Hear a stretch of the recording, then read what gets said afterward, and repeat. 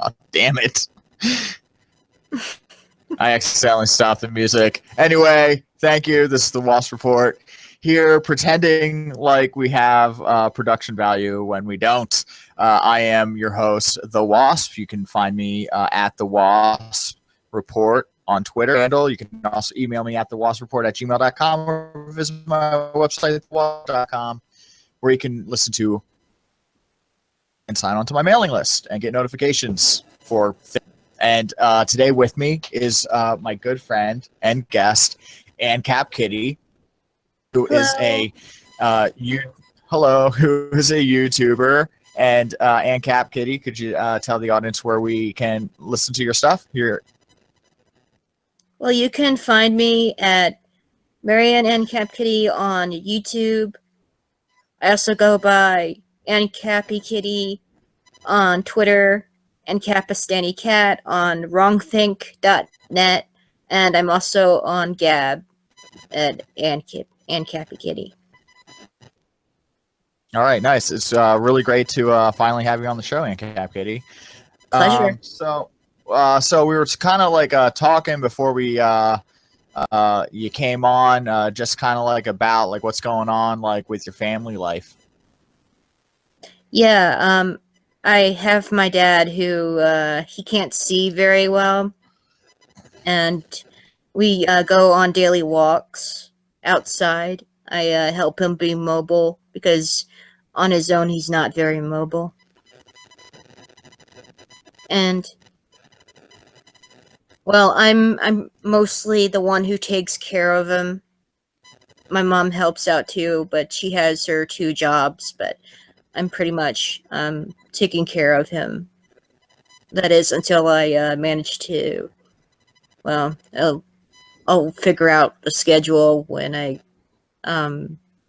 get finished getting my resume in order, print that out, and see how I'm gonna. Well, before doing that, I have to get my current photo ID and also print my resume out, so then I could get like a part-time job, participate in the system. Yeah, unfortunately, it's something we all have to do. Get legal, pay taxes. Yeah, but that's really nice that you take care of your dad like that. And to everybody out there that says anarcho-capitalists are heartless and selfish, well, there's proof right here that we are not like that at all. We're definitely very family-oriented people. Absolutely. So I am right to assume that you are an anarcho-capitalist, right, Ann Cap Kitty? Yes, I am.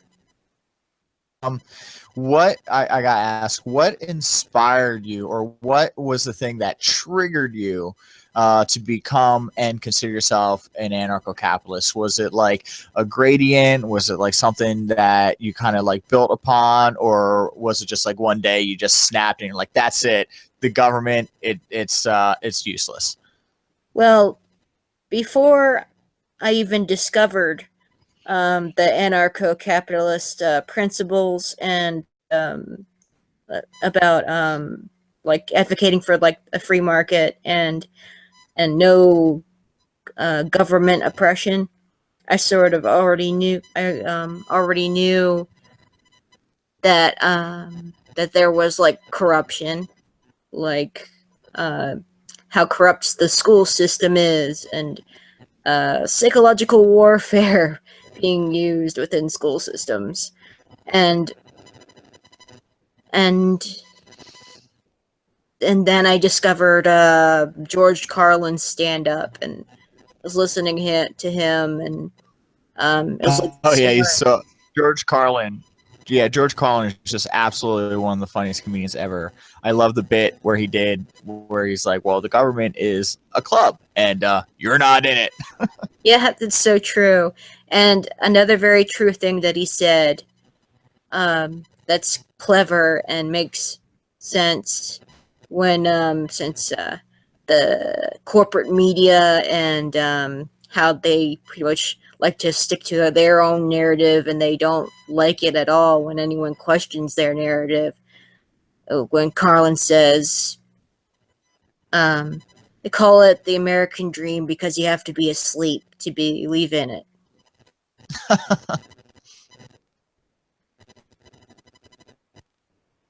It's so true.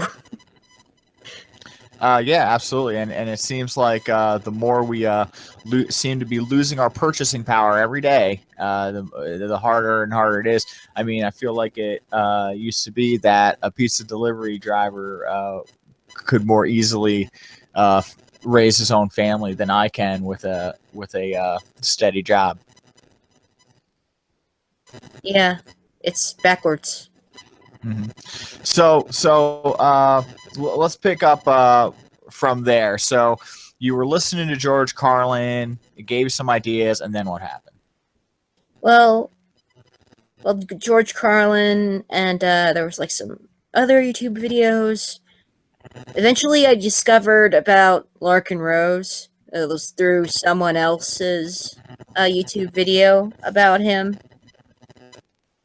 and it was like part of the video that I eventually watched the whole thing of, in which Larkin Rose talked about mass mind control.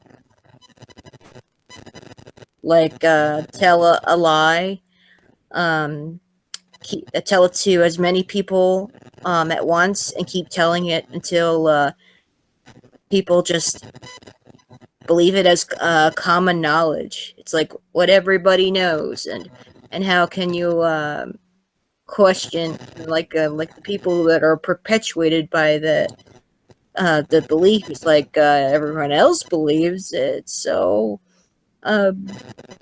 why should I have to question it?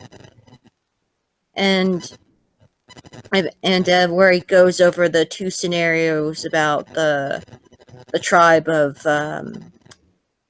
that believes if they don't sacrifice someone to the angry volcano god that someone within the tribe thought up, probably, then the crops, there would be like no harvest or something. And then he did another scenario about the alien that comes down to Earth, and he has no idea what modern day human society here in America is like, and the humans asking the person questions like, what is government, and like, is it the building, is it the law books, is it that senator guy that stepped in the limo? But the senator is a human, right?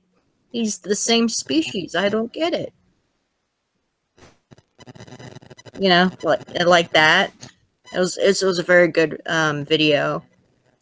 Larkin Rose. Didn't Larkin Rose like have this thing where he said that he could basically convince anybody an anarcho-capitalist just by asking him a series of very specific questions that they have to say either yes or no to, and then they're logically pointed towards the direction of this philosophy. Do you think you can elaborate on that a little bit? Yeah, I think I know. There's like the 5 questions. So what are the 5 questions? All right. The first one is there a process in which you can give rights to someone else that you never had in the first place? And the second one is, well, another one, I don't remember all of them in order. I'm sorry. Not at the top of my head. That's okay. Okay. Yeah, but that first one. Go ahead. Sorry. No. You go ahead. Okay. Then another one that I remember is there any process in which a good act a bad act can be turned into a good one without changing the act itself. And another one is if there is a conflict between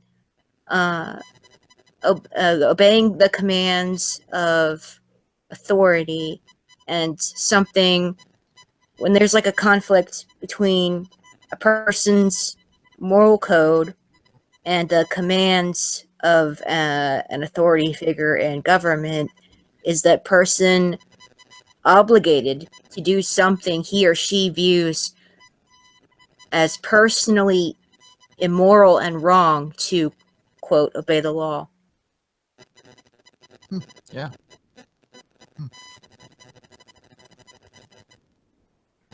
That's all I remember right now. Yeah. Well, hey, you got 4 out of 5. That's pretty good. But yeah, I mean, those questions, man, they really drill down deep to not just the root of the philosophy, but just the root of like how we as human beings think and interact with each other and how we think about the world. I've often heard it argue that, you know, anarcho-capitalism isn't some sort of like intellectualized thing that came out of like academia, but it's kind of like a natural thing that everybody already dance and abides by. Yeah, it's like most people already know how to be a good person. They don't have to look in a law book.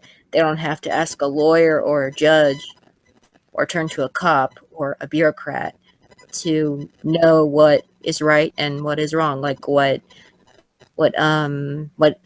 reasonably makes sense and what doesn't.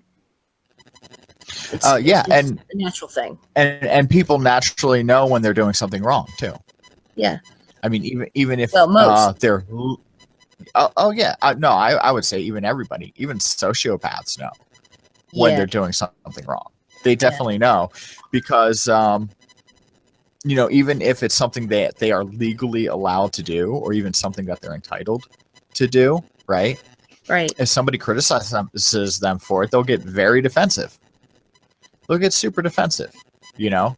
And that's not the way you react if you don't know that what you're doing is wrong. If you didn't know what you were doing is wrong, you go, "Oh, sorry, my bad." You know? Yeah. But you get really defensive because you know deep down, you know that it's gonna hurt somebody else. Yeah, I've addressed like Socratic method like questions to people, just honest, valid questions to people through social media and even in person, and they get uncomfortable. It's like, I'm just saying something good and something reasonable and just being honest with you. Why don't you want to be honest with me? What's the problem here?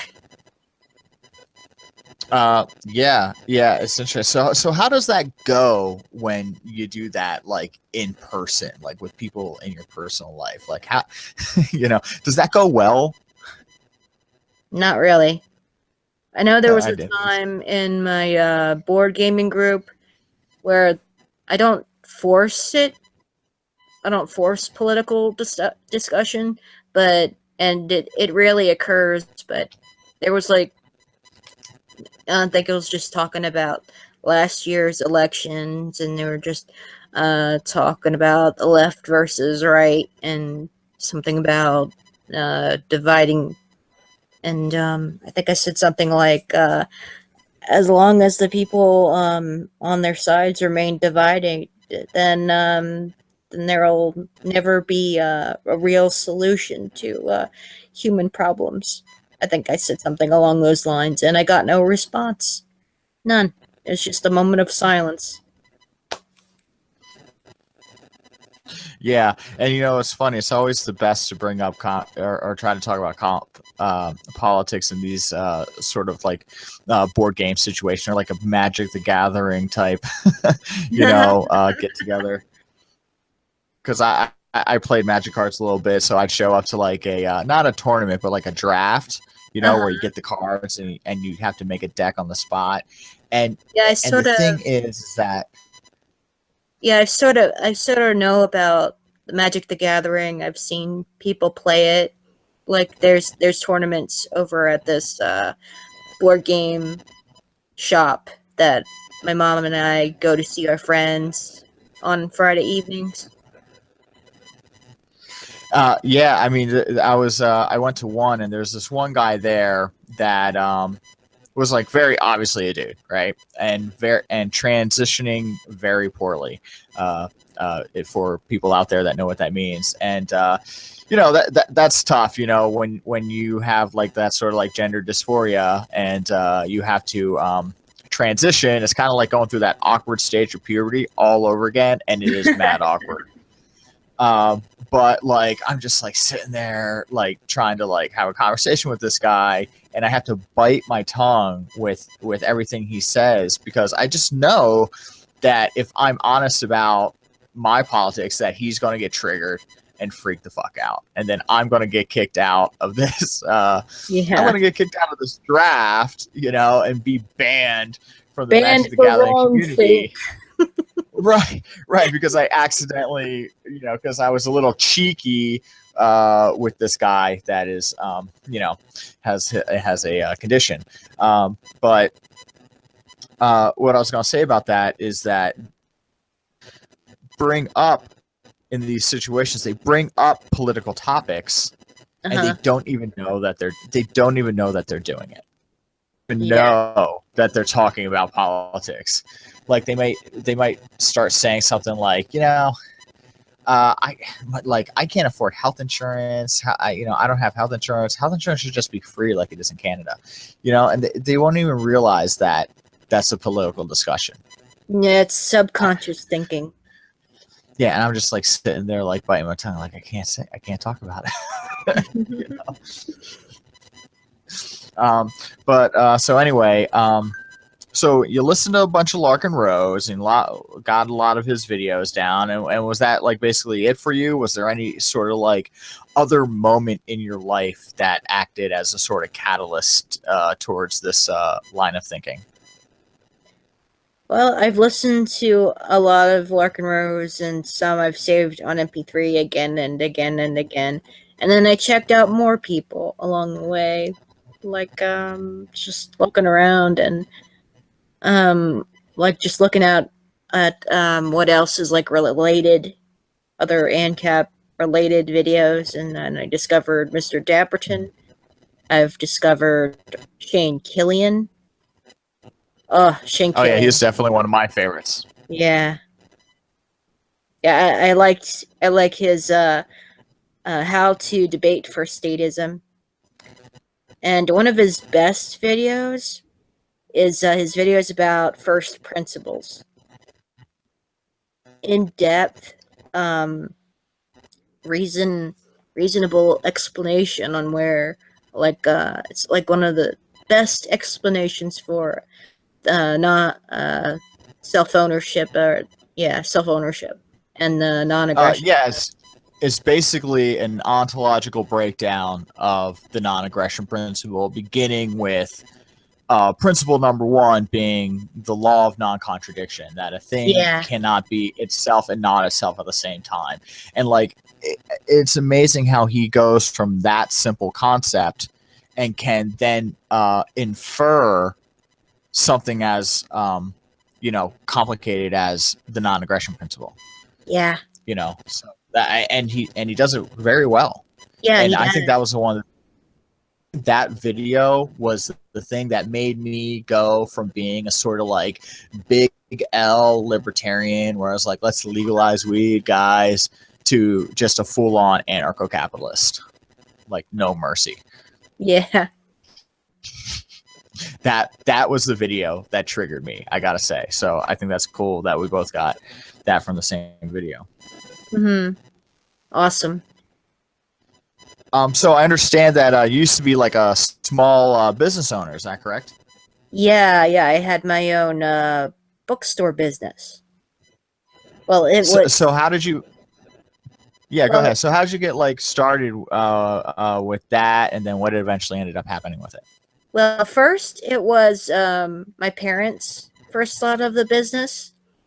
It was called Word Man Used Books, named after a character in a children's story that my dad wrote, and it was locally published, not like nationally or worldwide published, but it was just like locally published. And he came. I remember when he came to an elementary school I went to, one of some, because my parents and we tended to move around. Like we like move around a bit, and his children's story is first one he wrote. It was like a trilogy, but he never finished it. But the first of the trilogy was called The Land of Lost Socks, and Wordman and Wordman Used That sounds Books. like a Hmm? the greatest story ever, The Land of Lost Socks. Well, it's a cute story, and there's this character who's a wizard of words called Wordman. So, and I helped name some of the other characters in my dad's story, like Jesse the dog. Like I was thinking, I don't know, name came to me. I was like into Full House when I was like growing up, so the name Jesse came for the dog, and the other two were like random, like Fluffy the fox and Tin Can the cat. And Dad had to come up with something to like a little backstory uh, to call on why the cat's named Tin Can. Because a kid tied tin cans to her tail, and she couldn't get them off, but except for like eating them. And so when she when the kitty like moves around, sounds like trash can lids or something banging. It's sort of So, silly. yeah, of course. Well, yeah, it was a children's story. Of course, it's got to be silly. Yeah. So was this how like is that how you got the name of the bookstore?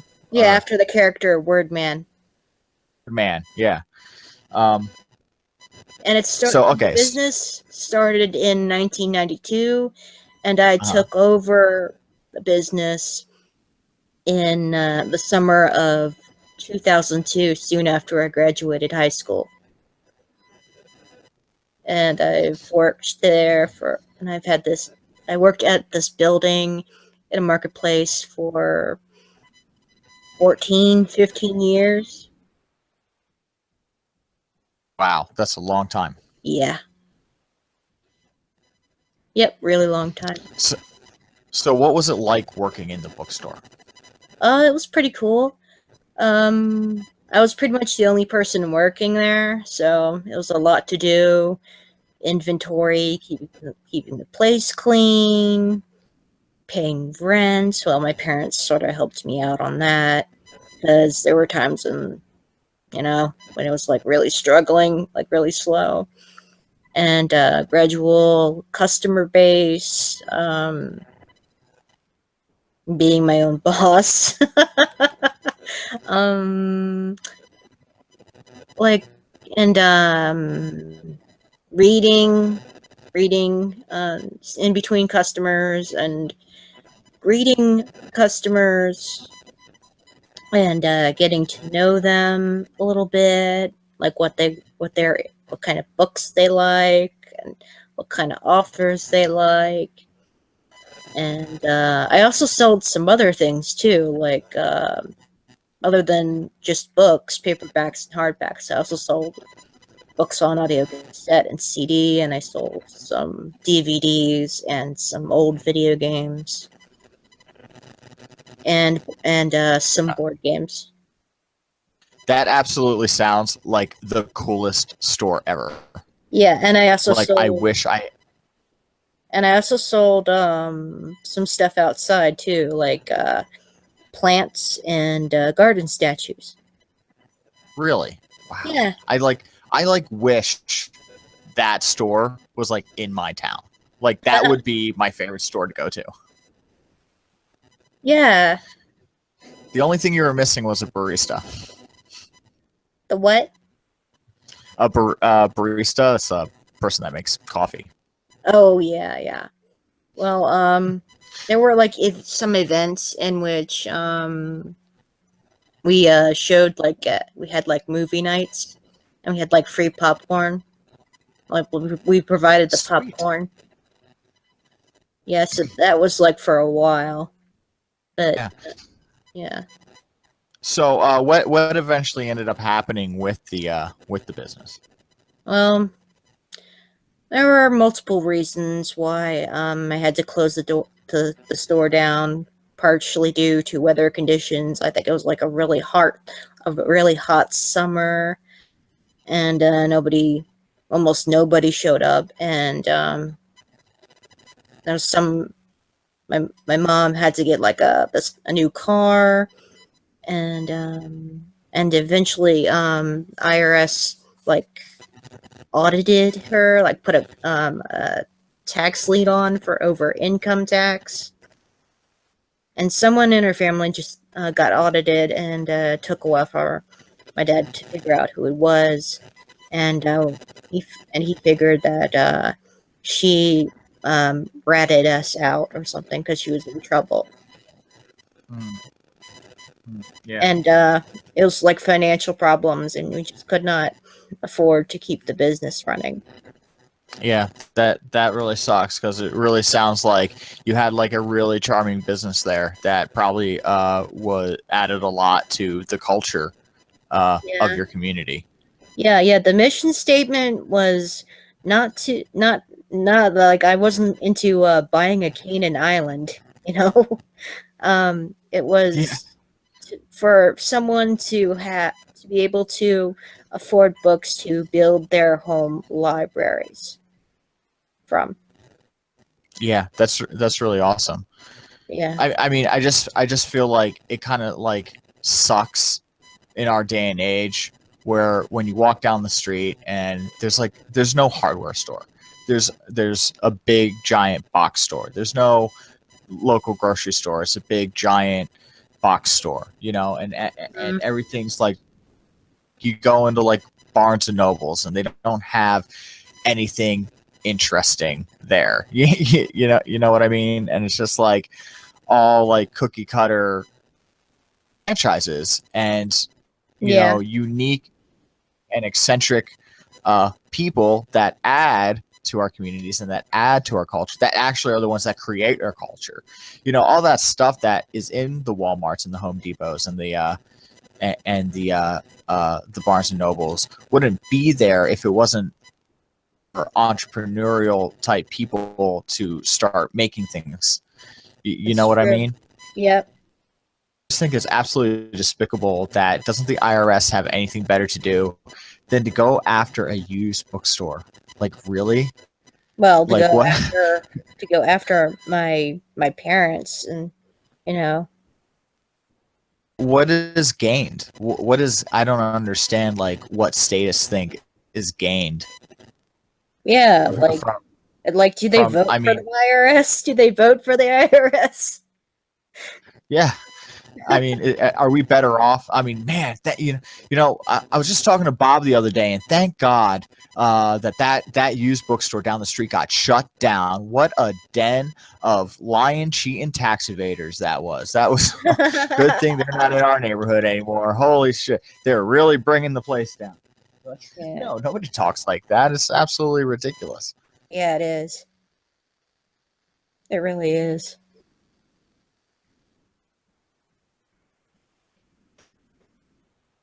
Yeah, it's just what the heck?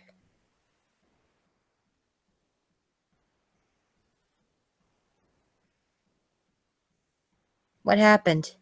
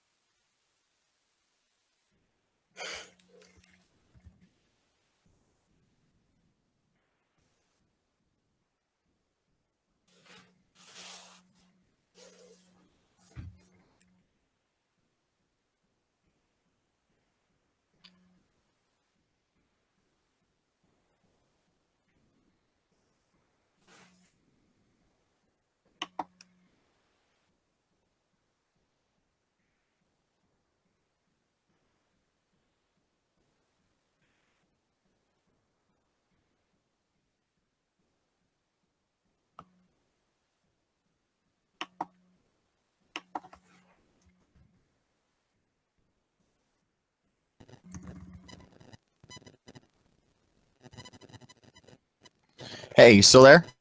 Yeah, I'm still here. Did you drop out?